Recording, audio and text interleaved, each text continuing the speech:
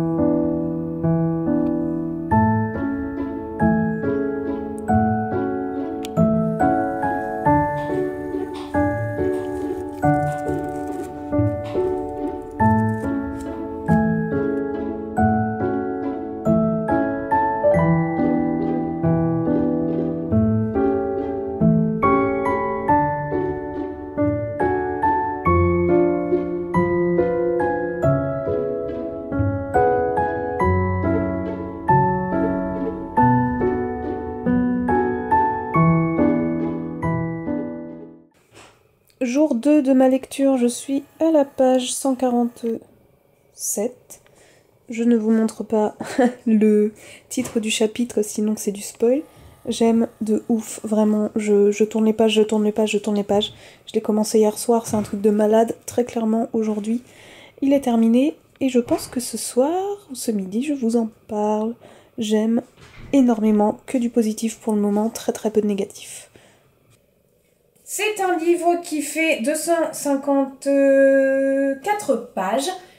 Dans ce livre, on suit plusieurs personnages. On suit notamment un groupe d'amis de 3 jeunes garçons qui, dans l'endroit où ils vivent, tous les habitants ont ressenti une secousse un jour, comme une onde de choc un peu. Et il y a une vieille légende dans ces villages qui dit que le portail d'Athénor, éventuellement, se serait réouvert. Donc, on va suivre la quête de ces 3 garçons qui sont obnubilés par cette légende, qui trouvent ça très intéressant et si jamais c'était vrai, pourquoi ne pas aller à sa recherche.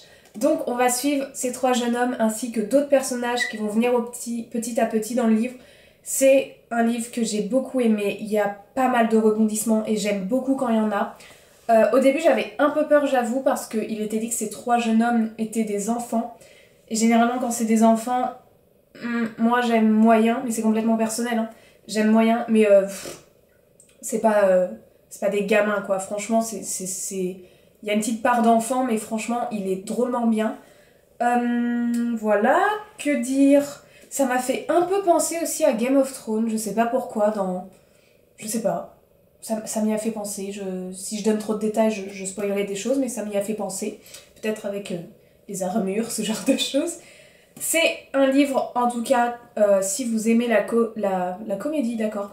C'est un livre, en tout cas, que je vous conseille énormément si vous aimez la fantasy. C'est un livre qui est accessible à pas mal, d'ailleurs, à ceux qui commencent en fantasy. Je le trouve pas mal du tout, parce que dans ce tome 1, on part pas non plus dans un délire où il y a beaucoup...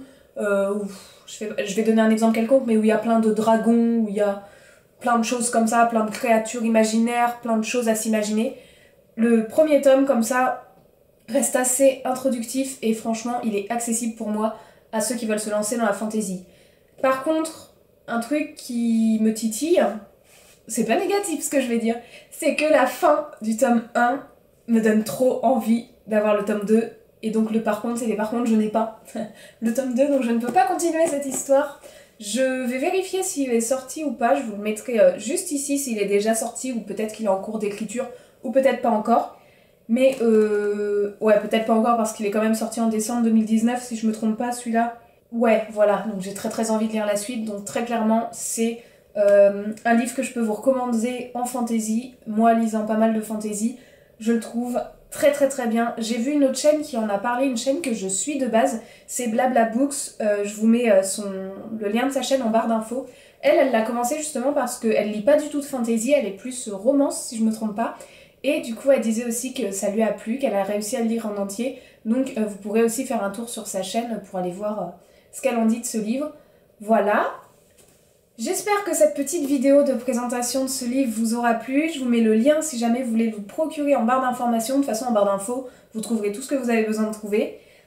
Sur ce, je vous souhaite une belle journée. N'hésitez pas à vous abonner, à mettre des commentaires, des petits pouces en l'air. Et moi, je vous dis à très bientôt pour une prochaine vidéo. Ciao!